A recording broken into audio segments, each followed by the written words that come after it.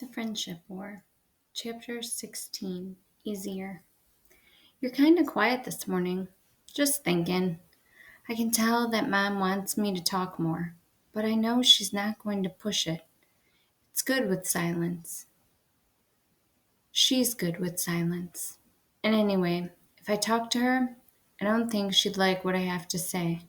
I'm still kind of stuck on graveyards ever since I texted with Grandpa last night. He was so sad about Grandma. When I asked Mom if she would drive me this morning, she said sure, no questions asked. I wanted to avoid the scene on the bus.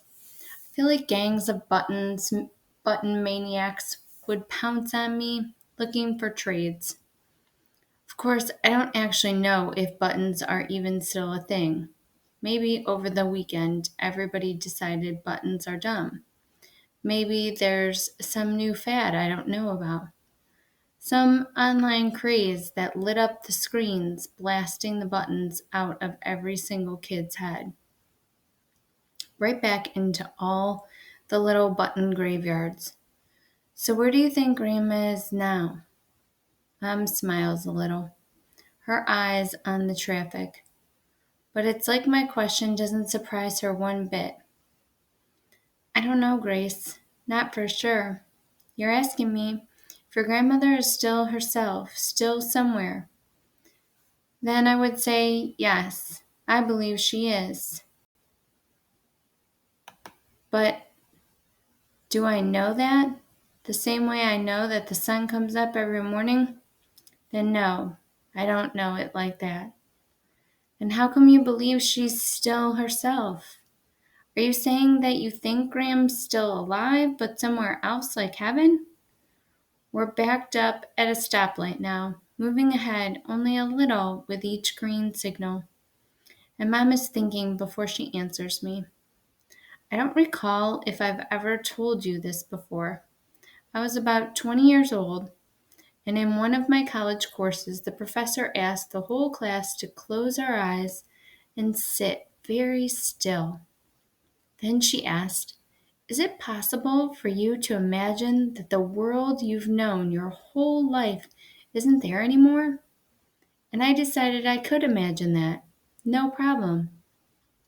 Then she said, is it possible for you to imagine that your physical body is not sitting in a chair in some classroom, that your body isn't really anywhere in this world at all? And again, that was pretty easy for me to imagine. Then she asked, is it possible for you to imagine that the part of you that is doing all this imagining could stop it and never think of anything at all ever again? And after about a minute of sitting there thinking, I decided I could not imagine that. Not at all. Those are some weird questions. I agree. Turned out that our professor was borrowing them from a philosopher named Descartes. And when we on to study a lot of his writings, but I never forgot that moment. And I believe that Grandma is still herself, still thinking, still loving you and Ben and your dad and me and Grandpa. So you're saying people don't really die when they die? I'm saying that I think I can see how that would be possible. Do I know it for sure? No. And I guess I won't completely know any of this for sure till that moment when I die, or rather, when I don't die, when I figure out that I haven't stopped thinking or stopped being myself. Where I will be at that moment, or what any of that will be like, I have no idea. Not yet.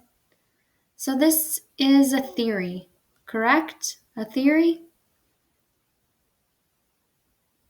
I'm quiet, and the traffic starts moving again. Mom reaches over and pats my arm. Pretty deep thoughts for a sunny Monday morning. Yeah, sorry. Don't apologize. I love the way you think. And think and think. Always have. Always will. Thanks. We have another quiet stretch before her next question. Did I hear you tell Dad that you and Ellie are having some troubles? Uh-huh. At least right now. Sorry to hear that. You two have been friends for a long time. Yeah, I don't say more because I don't know if there's anything else to say.